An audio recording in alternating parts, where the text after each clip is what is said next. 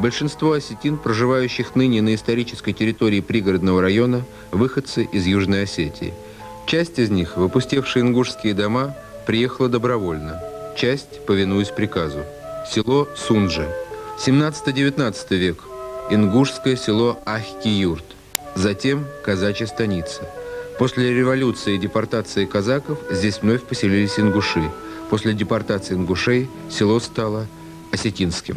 В основном молодежь родились здесь. Это считается их родина. Куда они могут пойти, скажите, пожалуйста, куда, что они могут нам предложить? Это наше село, это наша родина. А что здесь, какому ингушу мы можем освободить дом, когда их дома нет? Они были плетеные, старые дома, саманные, они все развалились давно. Вот пускай хоть один ингуш скажет, что это мой дом, я этот дом построил. Нету, тогда все построено с 1944 года по сегодняшний день. Скажите, а если такое решение все-таки будет принято, и этот район передадут ингушам, сумеете... Однозначно передать ингушам, что ни один человек отсюда шаг не сделает. Ни один человек. И тогда вы не подчинитесь Москве?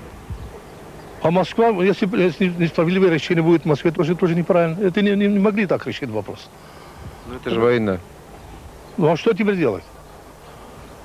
Куда нам идти? Пускай Москва нам скажет, куда нам идти, что нам делать.